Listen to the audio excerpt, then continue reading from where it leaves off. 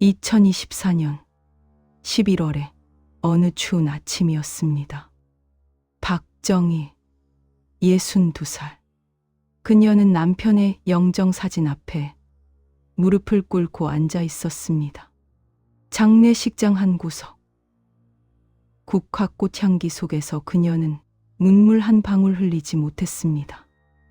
눈물이 나오지 않는 게 아니었습니다. 그저 눈물을 흘릴 자격이 있는지조차 확신할 수 없었습니다. 3년.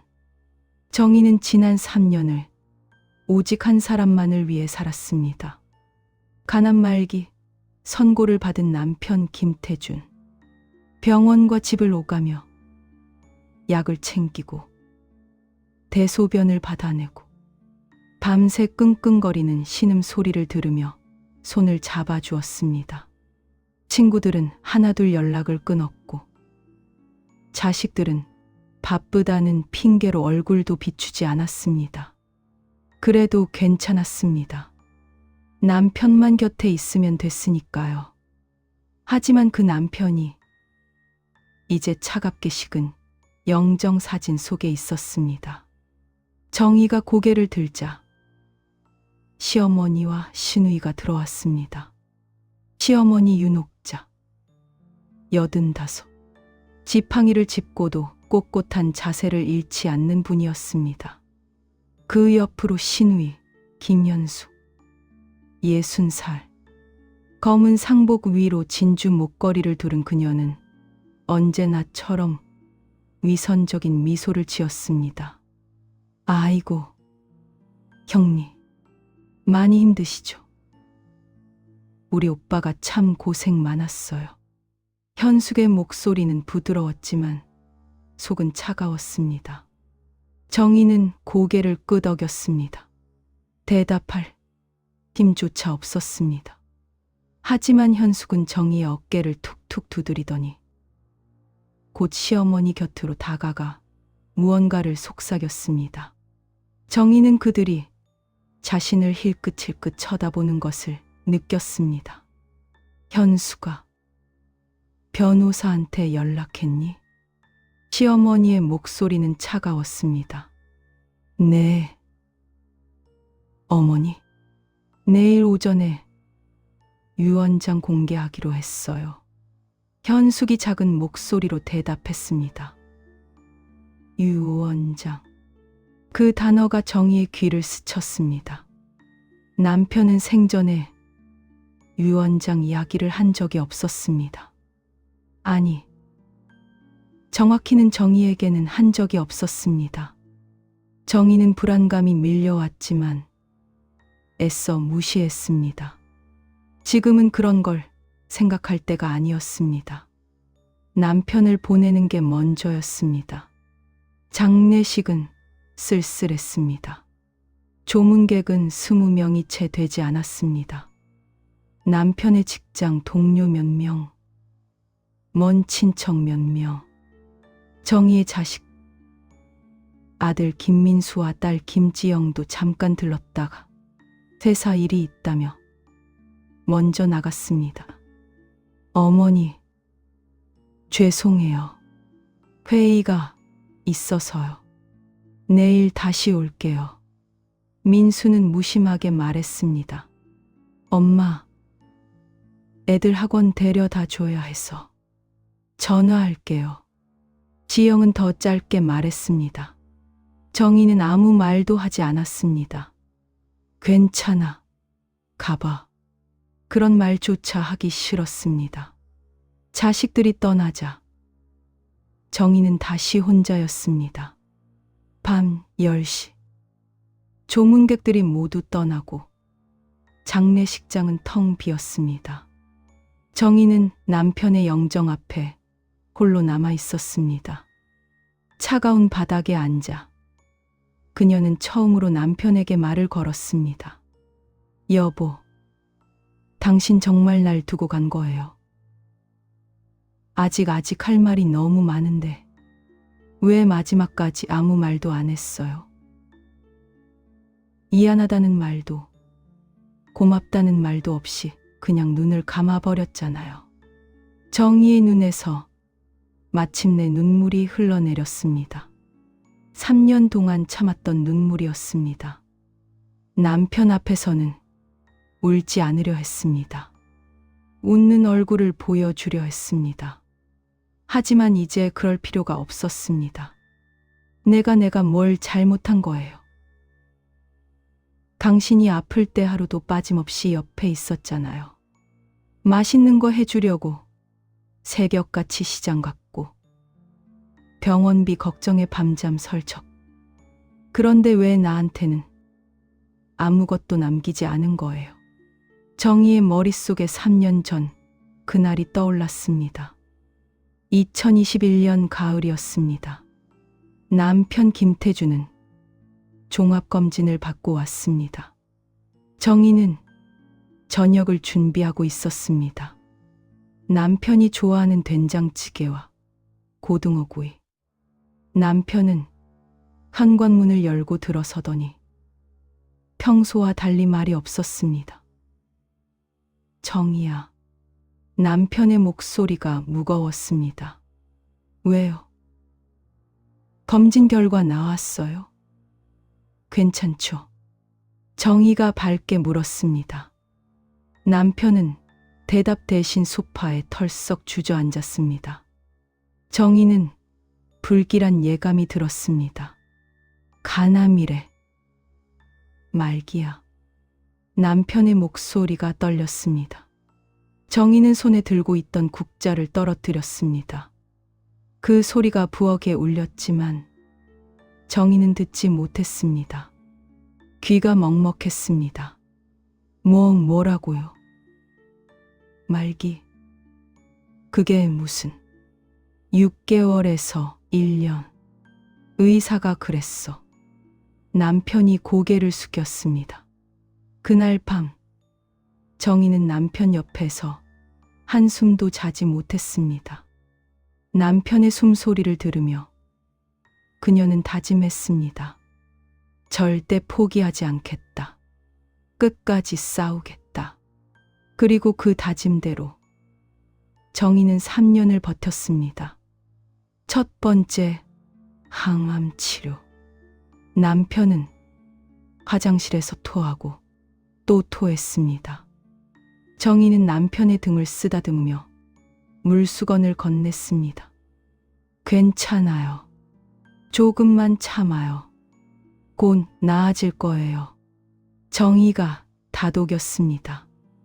정희야, 미안해. 남편의 목소리는 지쳐 있었습니다. 무슨 소리예요? 우리 함께 이겨내야죠. 정희는 억지로 웃었습니다. 하지만 속으로는 무너지고 있었습니다. 두 번째 해. 남편은 거동이 불편해졌습니다.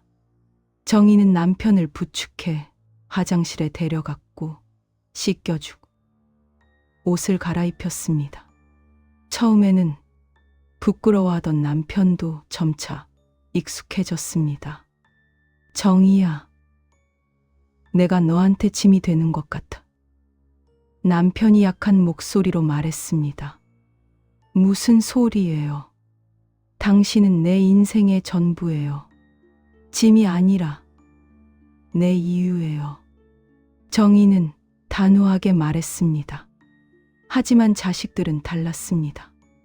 아들 민수는 회사 일이 바빠서라며 한 달에 한 번도 오지 않았습니다. 딸 지영은 애들 돌보느라 정신없다며 전화조차 잘 받지 않았습니다. 어느 날 민수가 전화로 말했습니다. 엄마, 제가 지금 얼마나 바쁜지 아세요? 프로젝트 중인데 병원까지 어떻게 가요? 짜증이 섞인 목소리였습니다. 지영도 퉁명스럽게 말했습니다. 엄마, 아빠 간병은 엄마가 더 잘하잖아요. 저는 애들 봐야 하고. 정희는 화를 내지 않았습니다. 그저 조용히 전화를 끊고 다시 남편에게 돌아갔습니다. 그게 정희가 할 수 있는 전부였습니다. 세 번째 해. 2024년 여름, 남편의 상태는 급격히 악화됐습니다. 의사는 이제 시간이 얼마 남지 않았다고 했습니다. 정희는 남편을 집으로 데려왔습니다. 병원보다 집에서 마지막을 보내는 게 낫다고 생각했습니다. 고마워. 남편이 가느다란 목소리로 말했습니다. 당신, 약 먹을 시간이에요. 입 벌려봐요. 정희는 눈물을 참으며 말했습니다. 정희야, 내가 너한테. 남편이 정희의 손을 잡았습니다. 그는 무언가를 말하려 했지만 지침으로 말을 잇지 못했습니다. 정희는 남편의 손을 꼭 잡았습니다. 괜찮아요. 말 안 해도 돼요. 알아요. 정희가 눈물을 흘리며 말했습니다. 하지만 정희는 알지 못했습니다. 남편이 무슨 말을 하려 했는지. 그게 마지막 기회였다는 것을. 2024년 11월 1일 새벽 4시. 남편 김태주는 정희의 품에서 숨을 거두었습니다. 마지막 순간 남편은 정희의 손을 꼭 쥐었습니다. 정희는 그 손에 온기가 것을 느꼈습니다. 여보 일어나요. 제발. 정희가 울먹였습니다. 정희는 회상에서 깨어났습니다. 눈물로 범벅이 된 얼굴을 닦으며 그녀는 장례식장을 나섰습니다. 밤 11시. 집으로 돌아가는 택시 안에서 정희는 핸드폰을 켰습니다. 부재중 전화 15통. 모두 시어머니와 신우였습니다. 정희는 전화를 받지 않았습니다. 지금은 아무하고도 말하고 싶지 않았습니다. 집에 도착한 정희는 남편의 방으로 들어갔습니다. 3년 동안 간병했던 그 방. 침대 옆에는 약통들이 가지런히 놓여 있었고 벽에는 남편이 좋아하던 산 사진이 걸려 있었습니다. 여보, 나왔어요. 당신 없는 이 집이 너무 넓네요. 정희가 쓸쓸하게 혼잣말을 했습니다. 정희는 남편의 옷장을 열었습니다. 정리를 해야 했습니다. 언제까지고 이렇게 둘 수는 없었으니까요. 하지만 손이 떨렸습니다. 남편의 옷을 치운다는 건 남편이 정말 돌아오지 않는다는 걸 인정하는 것 같았습니다. 정희는 남편이 자주 입던 체크무늬 셔츠를 꺼내 들었습니다. 남편의 냄새가 아직 남아 있었습니다. 정희는 그 셔츠를 얼굴에 묻고 눈물을 흘렸습니다. 옷장 서랍 깊숙한 곳에서 무언가 만져졌습니다. 정희는 서랍을 끝까지 당겨 열었습니다. 그곳에는 2개의 봉투가 있었습니다. 이게 뭐지? 정희가 당황하며 중얼거렸습니다. 첫 번째 봉투에는 유언장이라고 적혀 있었습니다. 공식적인 법률 봉투였습니다. 하지만 두 번째 봉투는 달랐습니다. 평범한 흰 봉투였고 겉면에는 남편의 손글씨로 이렇게 적혀 있었습니다. 정희에게. 내가 떠난 후 열어보시오. 정희의 손이 떨렸습니다. 2개의 봉투. 하나는 공식적인 유언장. 다른 하나는 자신에게만 남긴 편지. 정희는 어느 것을 먼저 열어야 할지 몰랐습니다. 정희는 일단 공식 유언장 봉투를 열어보려 했습니다. 하지만 봉투는 법원 봉인이 찍혀 있어 함부로 열 수 없었습니다. 내일 변호사 앞에서 공개한다던 시어머니의 말이 떠올랐습니다. 그럼 이건. 정희가 혼잣말을 했습니다. 정희는 두 번째 봉투를 집어들었습니다. 봉인도 없고 그저 풀로 봉해져 있을 뿐이었습니다. 정희는 봉투를 조심스럽게 뜯었습니다. 봉투 안에는 편지가 아니었습니다. 작은 명함 한 장과 은행 대여금고 열쇠, 그리고 메모 한 장이 들어 있었습니다. 조은실 법률사무소, 서울시 강남구 법률사무소. 정희가 읽으며 중얼거렸습니다. 정희는 명함을 뒤집어 봤습니다. 뒷면에 남편의 손글씨로 이렇게 적혀 있었습니다. 정희야, 조 변호사를 찾아가. 모든 걸 설명해 줄 거야. 미안해. 그리고 사랑해. 정희는 메모지를 펼쳤습니다. 거기에는 은행 이름과 대여금고 번호가 적혀 있었습니다. 그리고 마지막 줄에는 시댁의 진실은 이곳에 있다. 정희는 명함과 열쇠, 메모를 물끄러미 바라봤습니다. 남편이 무언가를 숨겼다는 건 분명했습니다.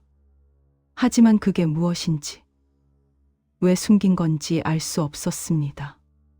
여보, 당신 대체 무슨 일이 있었던 거예요? 정희가 혼잣말을 했습니다. 정희는 명함을 다시 들여다봤습니다. 조은실 변호사. 남편이 생전에 변호사를 만났다는 이야기는 들어본 적이 없었습니다. 아니, 정희가 모르는 일이 너무 많았습니다. 핸드폰이 울렸습니다. 시어머니였습니다. 정희는 잠시 망설이다가 전화를 받았습니다. 정희 씨, 내일 오전 10시까지 법률사무소로 와요. 유 원장 공개합니다. 늦지 마요. 시어머니의 목소리는 차갑고 명령조였습니다. 네, 어머니. 정희가 조심스럽게 대답했습니다. 그리고 쓸데없는 기대는 하지 마요. 우리 태준이가 뭘 남겼는지 몰라서 그러는 거겠지만 내일 보면 알겠죠. 시어머니가 냉소적으로 말했습니다. 정희는 핸드폰을 내려놓았습니다. 시어머니의 말투가 이상했습니다. 쓸데없는 기대는 하지 마라. 무슨 뜻일까요? 정희는 불안감이 커졌습니다. 여보, 당신 대체 무슨 유언을 남긴 거예요? 정희가 불안한 목소리로 혼잣말을 했습니다. 정희는 다시 봉투 속 물건들을 꺼내 들었습니다.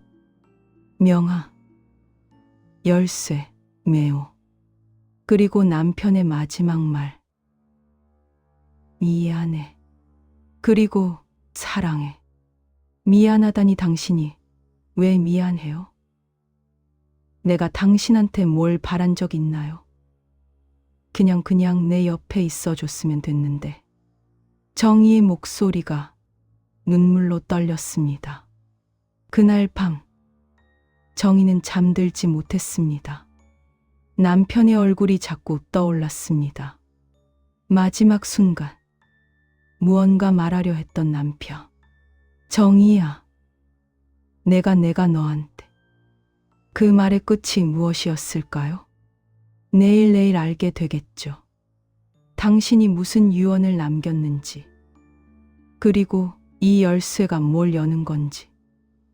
여보, 나 당신이 남긴 진실을 찾아갈게요. 정희가 결심한 듯 말했습니다.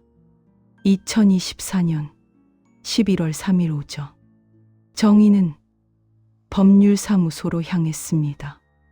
그곳에서 그녀를 기다리고 있는 건 평생을 헌신한 자신에게 돌아온 냉혹한 현실이었습니다. 유 원장에는 정희의 이름이 거의 없었습니다. 재산의 90%는 아들과 시어머니에게, 정희에게 돌아온 건 단 하나의 낡은 아파트뿐이었습니다. 하지만 정희는 아직 몰랐습니다. 남편이 남긴 두 번째 봉투 속 열쇠가 그녀의 인생을 완전히 뒤바꿀 열쇠라는 것을. 다음 에피소드 이 충격. 0% 상속 유언. 정의 앞에 펼쳐진 잔인한 유언자. 그리고 기절한 정의의 가방에서 무언가를 훔쳐가는 신우이의 손. 남편은 왜 이런 유언을 남긴 걸까요? 그리고 신우이는 무엇을 훔쳐간 걸까요? 황혼의 재산 분쟁, 잡이 없는 상속. 에피소드 2에서 계속됩니다.